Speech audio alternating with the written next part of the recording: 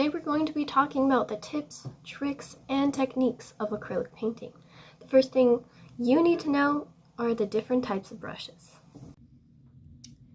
Brushes do different things, and other brushes might work better for others in different areas.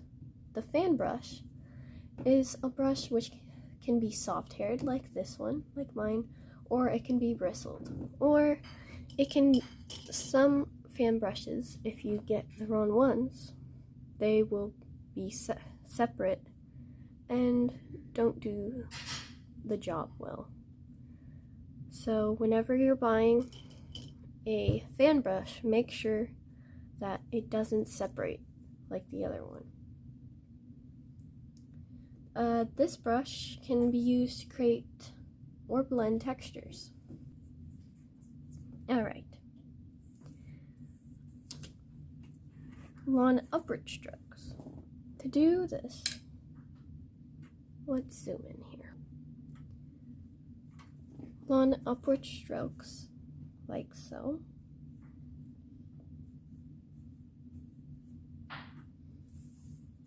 Let me get more pigment.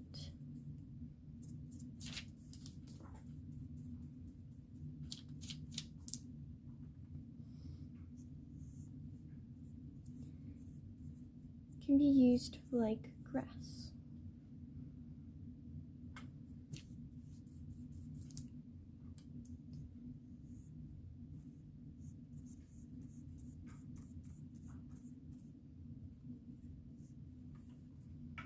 Short upward jabs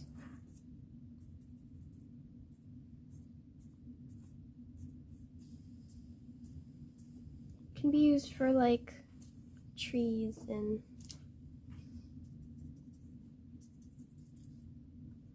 this can be used for like leaves or details or textures you want to add into your painting. So I suggest do not add water to your fan brush. It could separate and not give you the right texture. And here, let me show you again. Just short, and you can layer it. And this can create great texture in your paintings. I'm using a paper palette, so I can just throw it away when I'm done, because sometimes it's a hassle to just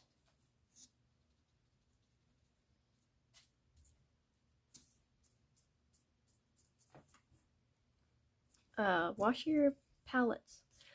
And then this short jab with the tip of the bristles, I kind of did it over there.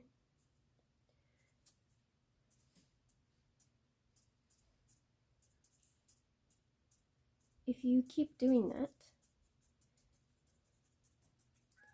you can see here that it's kind of like a grassy hill. I can demonstrate again the short upward jabs.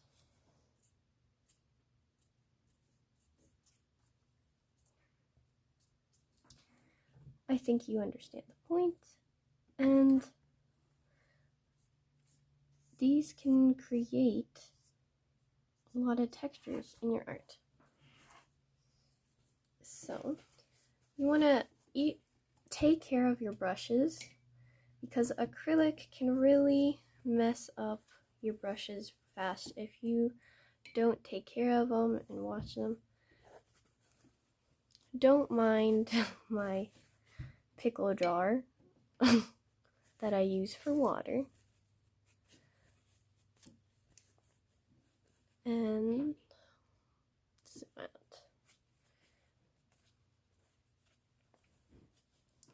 Fan brushes are a bit harder to clean for their hairs. As you can see, they kind of separate.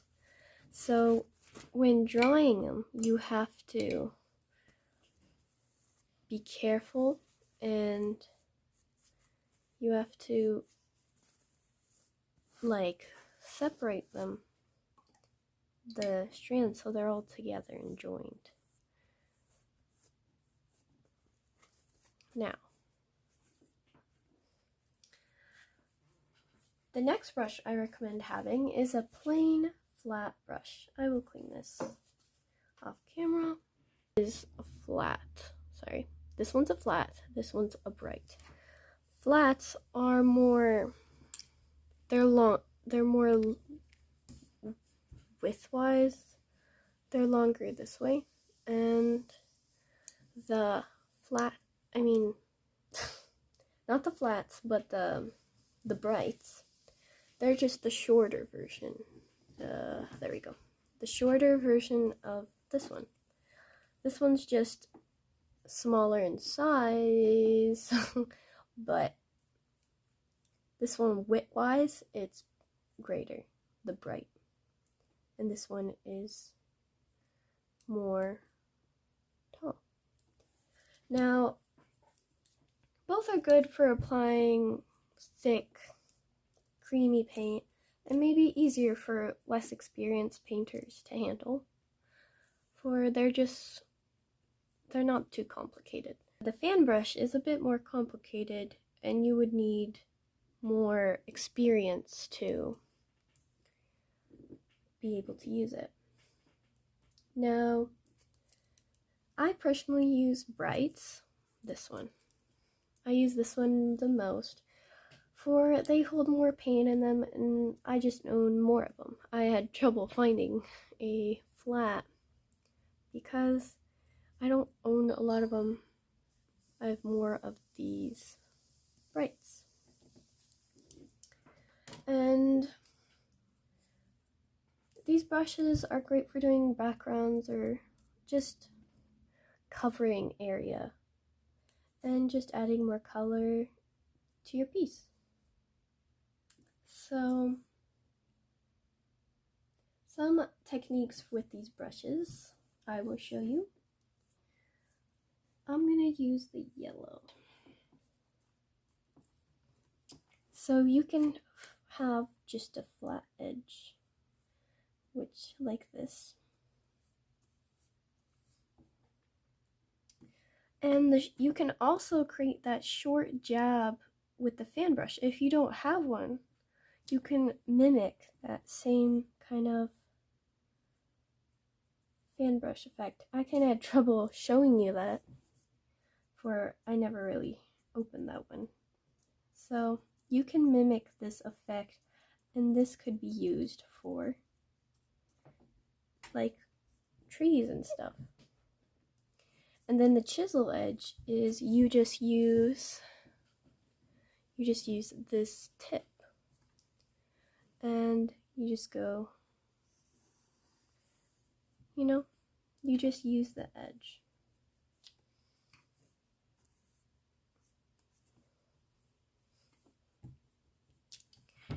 You can just make lines with the edges, but if you combine them, I kind of combined them over there with the flat edge and the chisel. You kind of have thick, and then it kind of goes out, and thick and out, kind of like that. And that is basically, you can have the same exact outcome with the flat brush. I just prefer the bright one a bit more. It's also bigger. Now, my most favorite brush is the round brush. This, don't mind me. This is a round brush.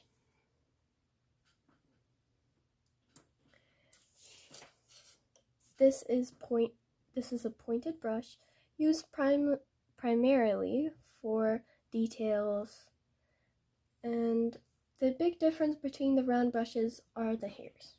For example, I prefer this one over this one. This is my favorite brush right here. And I use this one for more detail work, for it has more of a pointier edge, and this one's more round.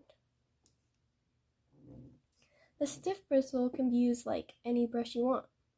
So for example, for me, if you mess with it, it can be like shaped to be pointed, exactly like this one. Let me show you. By just adding a tad a bit of water, just a tad bit, and then you can even with your hands or with the edge create that similar tip that you had, and it would carry the exact same outcome. Why I like these ones more is you can even do the same short bristle job to have that, to be able to create that more of organic look. See? By using just the tip of it, the round tip, you can get more of like circular tips. And if you combine it together, like I'm doing now, it's more combined. It can look more organic and be used for clouds or for trees and such.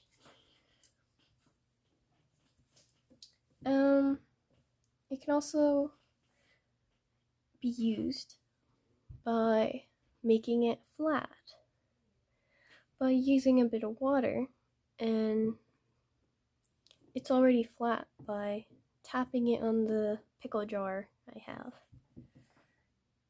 All I do here is as you can see, it's flat.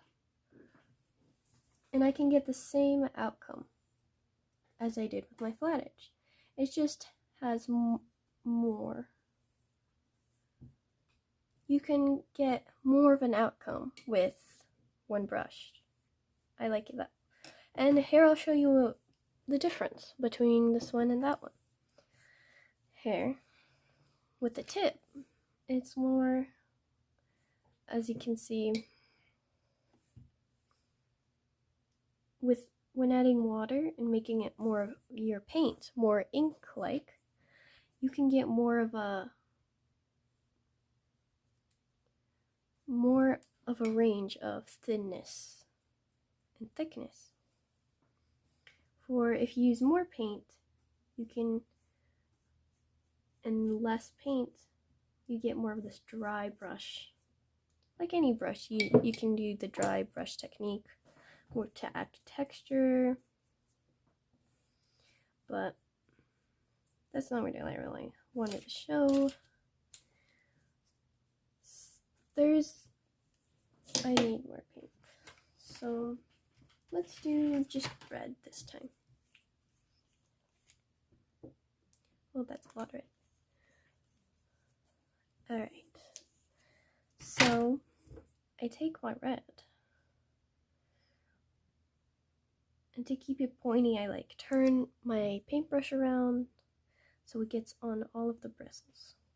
As you can see, it's pointy, and you can get more details with it, or you can even try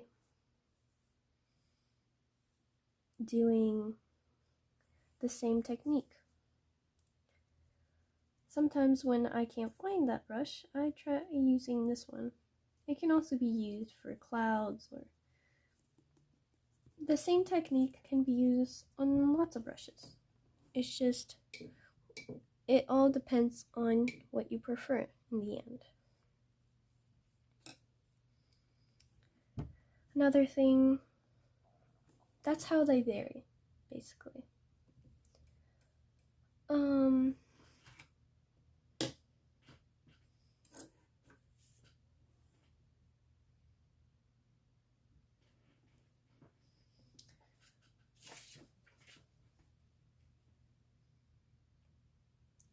brush is similar to the flat brush is the Hokey. It's called a Hokey. It is spelled like hake, but it is pronounced Hokey. This is how it looks like. And this is a Hokey, and it is an oriental flare brush made of sheep, flat brush made of like sheep or goat hair, usually for primary for washes or used to just dry for softening. And here you can see how much I like to use it for like backgrounds and to cover more of like, that's the hake. And if it's used dry, you get more of this soft paint look. You can also, it also helps when it's dry to blend, which I'll show you.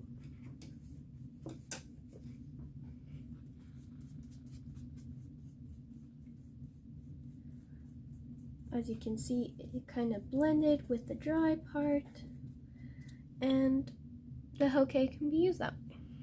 I think I'm pronouncing it right, but if you want to correct me, you can. And I don't have the filbert with me, but that one is just a flat brush with an oval point at the end. And it's like, I can show you a picture of how it would look like. This is a filbert. It would make such a stroke. So yeah. Now the final brush I would be showing you today is the linear brush. It is just a simple lawn brush, a thin lawn brush, and it is used to make thin lines or by adding water. So if you just use paint without anything, the linear brush could help make thin lines. Oh, let me in here. Can help make thin lines that you can't get with with other brushes. But if you get your brush, your paint consistency by adding just a tad bit of water, which you need to get more practice to. It's not a whole bunch. Sometimes it's hard to get the perfect amount of water, but you basically just dip. Oh my gosh, I just got water on the page, whatever. In your pickle jar, you dip once, and then you take the excess on the side. And this is why my pickle jar is disgusting, but it works. Anyways, and then you would mix that water you got with your paint, and it would create this inky, like, consistency. And this will help you making lines for, like, tree. This can help create like fine details such as single blades of grass. Let me add a bit more water. Help you create single blades of grass. Or it can help getting the perfect tree branch, you know? trees aren't red, but who cares? They're perfect. You can get the perfect tree branch that way, or if you want to make a fence or something, you can have like the thick part of your brush, make the thicker line, and then make that inky type consistency. And with your paint, and then you can make a simple, that wasn't inky like. Sometimes you need a bit more water than you think. There we go. And as you can see, it's easier with water to apply the paint. So a tip I would give to anyone is to make, when my paint, as you can see here, it is too dry, and I would suggest adding a tad bit of water to your paint. That way it would be easier to apply paint. As you can see, this paint I'm applying here looks more smooth and less like draggy like this one. So whenever I paint, I suggest to add a little bit of water. Not too much. It comes practice to find the exact amount of water. You just have to add a little bit at a time, not too much. Because if you add too much, you can't do anything to fix it. But by adding a little at a time, you could find the right consistency you like. And this can create more of a smooth texture. And for blending, water can also help. But you can see here, I'm just getting the paint on all the bristles all a bit wet. And then this, how water helps blending is you can go back into it and then drag out. Or you can do circular motions, and as you can see, it's starting to blend. And if there was another color there, it would just blend nicely into it. So I will show you more of that technique later on, but first you must know all the types of brushes. There we go. You must know all the types of brushes, and you need to find which one you like most. So I would recommend, if you can, to go to a store and try out the brushes. Some stores allow that, and you can find which one you feel most comfortable with. Now, these brushes, once you have a lot of them, you need to learn how to take care of them. And I would suggest always changing your water sometime. But sometimes even I forget, so it's fine, you know? I mean, look at this pickle jar. It's kind of disgusting, but sometimes you need to do what you need to do. But also, let me show you how dry brushes work. So if you have a scruffy little dead brush like me that you ruined, it can also help bring in texture. So I have my scruffy brush, and as you can see here, it brings more of a rough texture. This could bring in rocks, if you want to show the detail of rocks or how scruffy something is, or dirt. This would be perfect for it.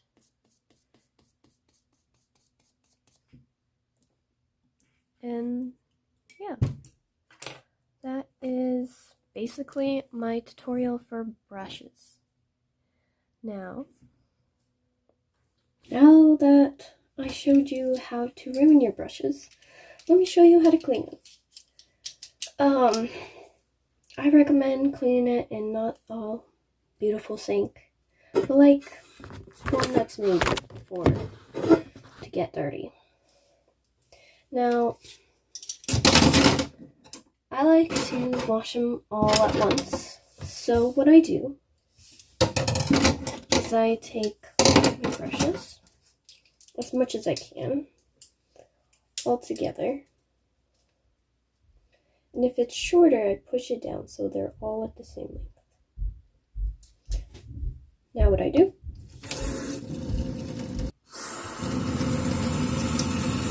is